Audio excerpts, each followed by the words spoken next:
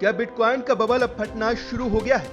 Market capitalisation के लिहाज से बिटकॉइन में सबसे बड़ी गिरावट आई है। 24 घंटे में बिटकॉइन का भाव 15% गिरकर $40,000 से नीचे आ गया है। ये बिटकॉइन का 9 फरवरी के बाद सबसे निचला स्तर है। अप्रैल में बिटकॉइन ने $64,000 के स्तर को छू लिया था। पिछले हफ्ते भी मस्क के ट्वीट के बाद बिटकॉइन में 17% की गिरावट देखने को मिली थी।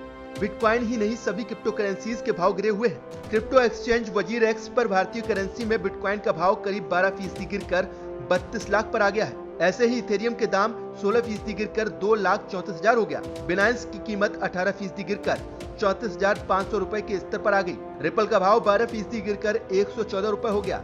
तो वहीं डॉजकॉइन की कीमत 17% गिरकर 33 रुपए पर आ गई है। इन आंकड़ों से साबित होता है कि क्रिप्टो करेंसीज के भाव तेजी से गिर रहे हैं। ऐसा चीन के एक फैसले की वजह से भी हुआ है। चीन के पीपल्स बैंक ऑफ चाइना ने क्रिप्टो करेंसीज पर पूरी तरह से बैन लगा दिया है। चीन में अब कोई फाइनेंशियल इंस्टीट्यूशंस और पेमेंट कंपनियां क्रिप्टो करेंसी से जुड़ा लेन देन और कोई सर्विस नहीं दे पाएंगी। साथ ही चीन की सरकार ने निवेशकों को चेताया है कि वे क्रिप्टो करेंसी की ट्रेडिंग से दूर रहें। चीन सरकार की तरफ से लगाई गई इन पाबंदियों के तहत बैंक, ऑनलाइन पेमेंट चैनल्स जैसे फाइनेंशियल इंस्टीट्यूशंस ऐसी कोई सर्विस नहीं देंगे जिसमें क्रिप्टो करेंसी जुड़ी होगी। इस तरह की सर्विस में रजिस्ट्रेशन, ट्रेडिंग, क्लियरिंग और सेटलमेंट शामिल है।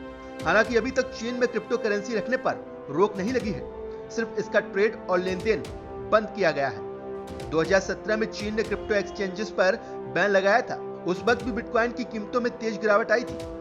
खबरें ऐसी भी हैं कि चीन 2022 में अपनी डिजिटल करेंसी लाने जा रहा है।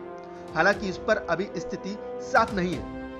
सूत्रों की माने तो चीन के सेंट्रल बैंक ने डिजिटल करेंसी ई-CNY की टेस्टिंग 4 शहरों में शुरू कर दी है। अब इसकी ट्रेडिंग बीजिंग, शंघाई जैसे बड़े शहरों में की जाएगी। 2022 के ओलंपिक में विदेशी सैलानियों को इसके इस्तेमाल की मंजूरी दी जा सकती है। शायद यही वजह है कि अपनी डिजिटल करेंसी लाने की तैयारी की वजह से चीन ने दूसरी क्रिप्टो करेंसीज पर रोक लगा दी है। चीन के बैन के बाद दुनिया में क्रिप्टो करेंसी के भविष्य पर सवाल खड़े होना शुरू हो गए हैं। भारत में भी क्रिप्टो करेंसी ना तो बैन है और ना ही अवैध। RBI भी डिजिटल करेंसी लाने के संकेत दे चुका है। हालांकि ये कब तक आ पाएगी, ये कहना अभी मुश्किल है। फिलहाल क्रिप्टो करेंसीज की कीमतों में भारी उतार चढ़ाव देखा जा रहा है।